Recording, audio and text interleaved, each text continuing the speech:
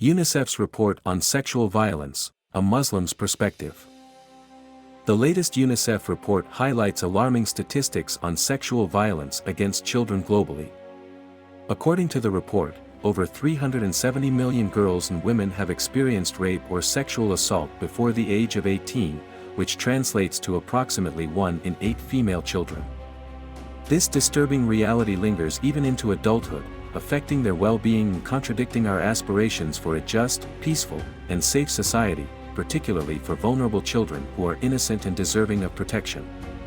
The report, a groundbreaking first-ever global and regional estimate on sexual violence against children, was released ahead of the International Day of the Girl Child, which is celebrated on October 11 every year to recognize girls' rights and address the challenges they face worldwide.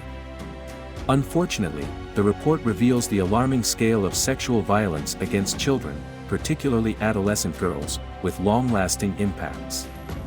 According to UNICEF Executive Director Catherine Russell, sexual violence against children is a stain on our moral conscience. She further said, it inflicts deep and lasting trauma, often by someone the child knows and trusts, in places where they should feel safe. This disturbing trend demands a collective and urgent response from the international community to address the issue and ensure a safer and more peaceful world for all girls. This article will beam its searchlight on the Muslim communities, who are considered by all standards as the ambassadors of good values as described by Allah in Surah Al-Imran, verse 110, "You are the best nation ever evolved, as an example, for mankind. You enjoin what is right and forbid what is wrong and believe in Allah and are advised by the Prophet, PBUH, to treat children with kindness." It will investigate how Muslim societies address the alarming statistics of sexual violence against children, exploring the impact of religious definitions, cultural norms, and legal frameworks on this critical issue. How do the Muslim societies compare in this statistics? According to the UNICEF report, sexual violence against children is a widespread issue that transcends geographical, cultural, and economic boundaries. The prevalence of victims varies by region, with the highest numbers found in sub-Saharan Africa having the highest number of victims, with 79 million girls and women affected, 22%, followed by 75 million in Eastern and Southeastern Asia, 8%, 73 million in Central and Southern Asia, 9%, 68 million in Europe and Northern America, 14%, 45 million in Latin America and the Caribbean, 18%, 29 million in Northern Africa and Western Asia, 15%, and 6 million in Oceania, 34%, all in proportionate to their populations. These statistics highlight the alarming scope of sexual violence against children globally. As a matter of fact, the regions with the highest instances of sexual violence against children are predominantly non-Muslim. According to research, while Muslims reside on every continent, Sub-Saharan Africa, which reports the highest number of cases, has a Muslim population of only 15%, while Oceania, the region with the highest proportion of cases, is home to a mere 1.4% Muslim population. This starkly illustrates the minority status of Muslims in these areas. Although over 60% of the global Muslim population resides in Asia, a closer examination reveals that Muslim communities are largely detached from these alarming statistics. In Southeast Asian countries with significant Muslim populations, sexual violence accounts for just 8% of cases, while in Central and South Asia, the figure is 9%, both below the world average of 12.5%. Meanwhile, in the Middle East and North Africa, which hosts about 20% of the global Muslim population and have the highest percentage of Muslim-majority countries, the incidence rises to 15%. Meanwhile, in the Western world, the table is not any way better. In Europe and America, the rates stand at 14%, while Latin America and the Caribbean report an even higher rate of 18%. When compared, these figures indicate that, globally, Muslim societies experience relatively low levels of sexual violence against children, challenging the narrative often associated with these communities. Despite the relatively low statistics, it's essential to acknowledge that sexual violence against children still occurs within Muslim communities.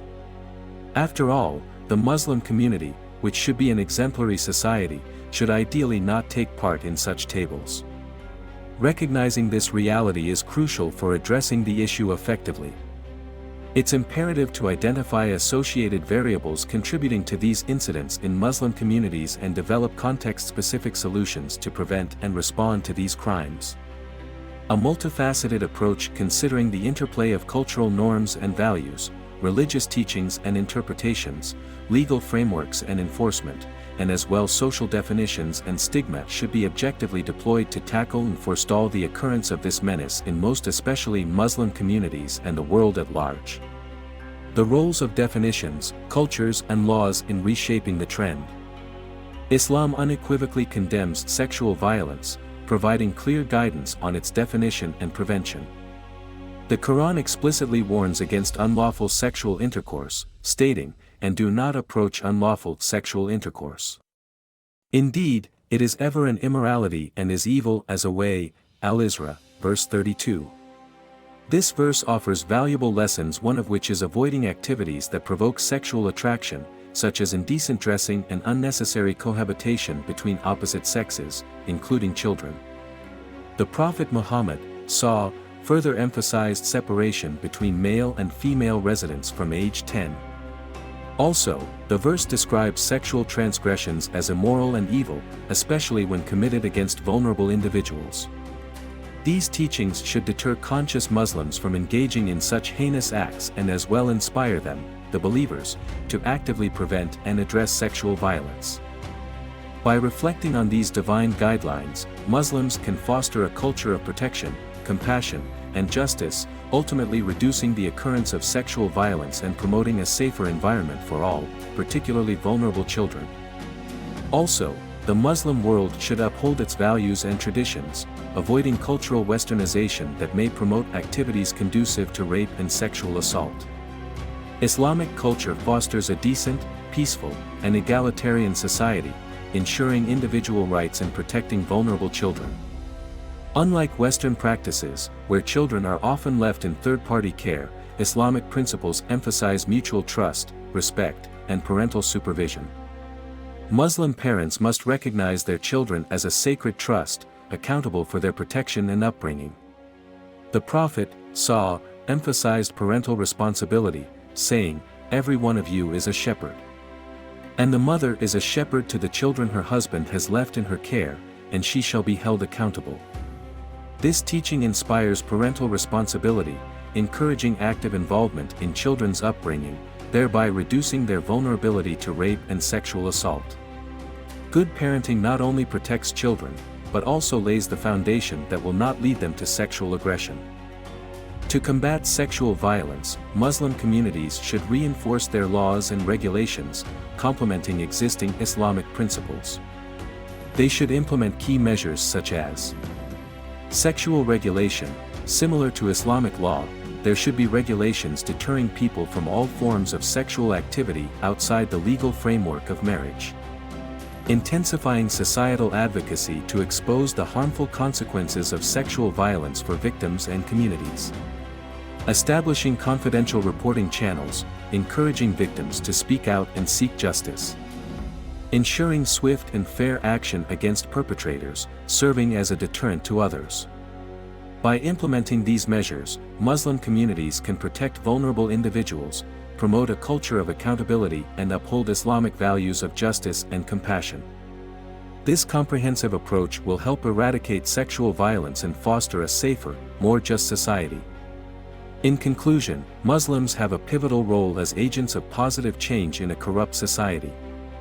To effectively reform the world, they must first address the issues within their own communities, remembering that charity begins at home.